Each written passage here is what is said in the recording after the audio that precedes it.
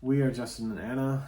We are the Brewers Abroad, and we are here to try and help you feel a bit more settled as you get into the UK.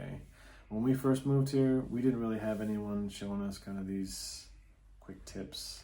And so I was the one who came here first, actually, so I had to learn all these kind of as you went. Luckily, we had some local people that kind of helped a bunch with that, but this way, if you are preparing or you've just landed or you're coming here with your kids like we did, then hopefully this video will help you out. Just a quick side note, we live in Scotland, so the information we're giving is based on that. Like if you're registering for a doctor or a nursery or anything like that in England or Wales, Northern Ireland, it could be different. This is just our experience in Scotland. This isn't really a government checklist of like what the UK government is expecting you to do. This is just really things that we wish we would have known before we came here. So yeah, let's kind of dive into it. Right? All right, so one of the easiest things that you can do to start off with here, and this was a tip that I didn't really know because I screwed up and I went the opposite way, which we'll talk about. Easiest thing to do that you can is to get your mobile phone set up with a prepaid card. So one of those kind of pay as you go, you'll know them in the States. Best companies to do that, which you can use foreign credit cards on, are Labara, giffgaff, and I think Smarty is the other one. They'll even post the SIM to your Airbnb or hotel or whatever. Hotel location, wherever it is. So yeah, that can be an easy way of getting around that.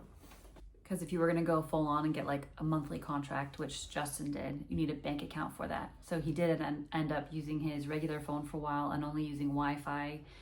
And that means he had no maps or anything. So yeah, just get a pay-as-you-go SIM card for the beginning, just so that you can get everything else sorted. So next is setting up a UK bank account, which this can be tricky because it's like the classic UK bureaucracy. Like you need an address to get a bank account, but to get a bank account, you need an address. Did I say that right? Yeah. So when we did it, he ended up doing Bank of Scotland and he used the address of a friend we were staying with. Yeah. Right?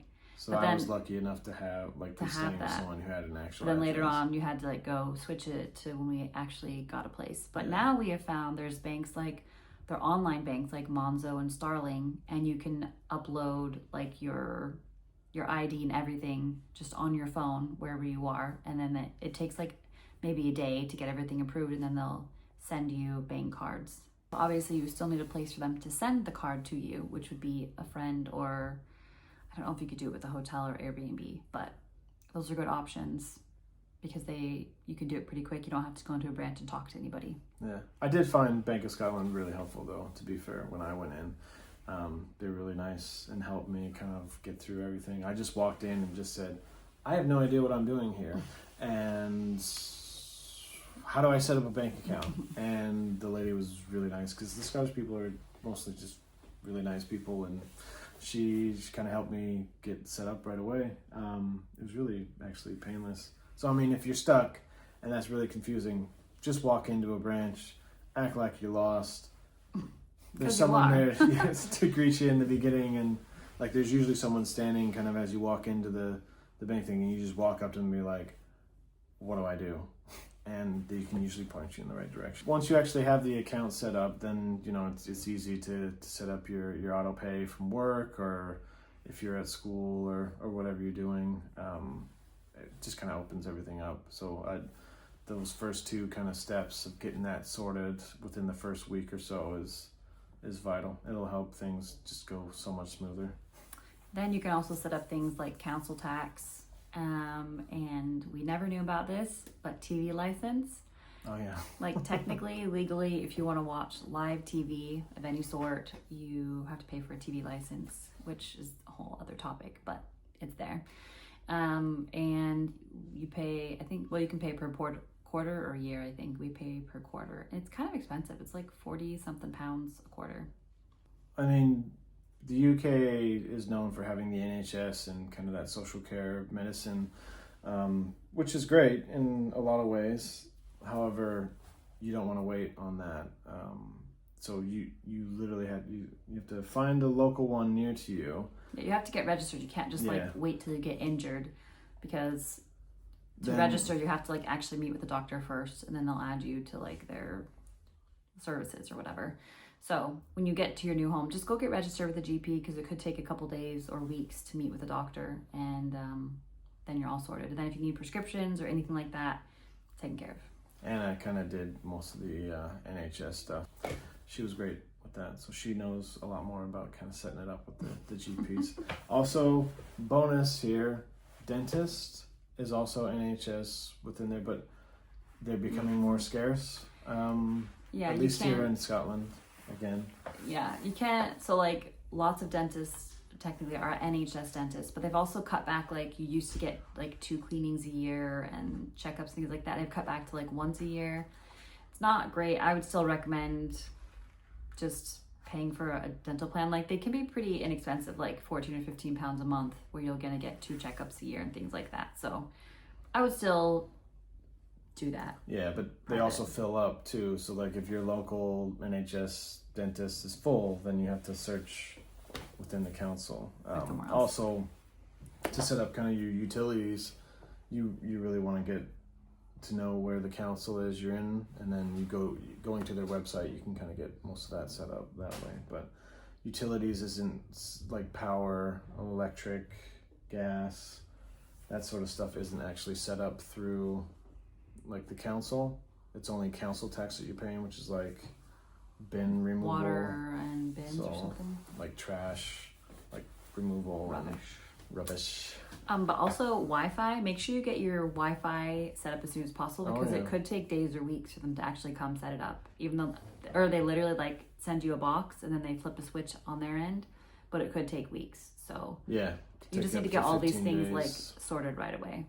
Yeah. Once you know where you're gonna be, and like you have your rental place or your accommodation secured. Just right Which- away, get your internet set up. So next, if you have children, then you're gonna want to look up your local school catchment and nursery.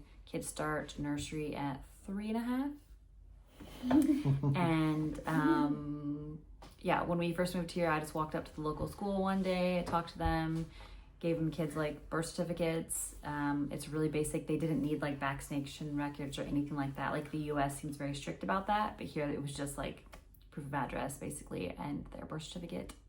And then they had to start after, like there was a holiday coming up, they had to start after the holiday. Typically, within your local community, the primary schools will be within walking distance of your house. That's what we've seen. They can fill up though, so if your catchment school is full, you can get on kind of the waiting list for there, but you might get sent or be told to go to a different school. So I think when we were in Dumfries, it was a little bit like that. And there's also, so if you're like Catholic per se, and you want that experience, you can prove that you're Catholic. You have a right to kind of go to the Catholic schools here. They may not be within walking distance of your home, but even if you're not Catholic, like I have a friend who her kids are going to a Catholic school because it's a good school, but they're not religious. Our kids did 1 year at a Catholic school because the catchment was weird, and so we didn't want to go to this other farther school, and so we just thought we'll just send them to this one, and it was a great experience. It was fine. Yeah, it's because their school was full, so we actually ended up sending them to the Catholic one, which is just down the street too. So yeah, I mean it was good, but you can also find the local primary schools on your council's website. So whatever council you're living in, whether it's Fife, Edinburgh City, West Lothian, this is just kind of Scottish specific.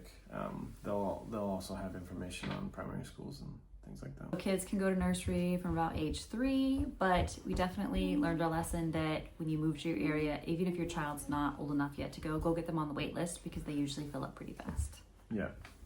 Also, I have to say, check that out. How cool is that? Bonus points in the comments if you can tell us what that is.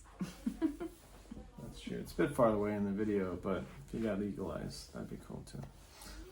Anyway, so those are just some of our tips for moving abroad. Don't forget to like and subscribe if you want more, because it helps the channel and helps us grow in that regard. But I know it's the typical thing you hear on Everyone YouTube, like and so subscribe. everybody has to like and subscribe. But thanks for chatting with us. And if you want or have other questions for maybe a more in-depth analysis or just what our experience was like, leave them in the comments below, and we'll have more ideas for more videos. Okay, bye. Okay, cheers, bye.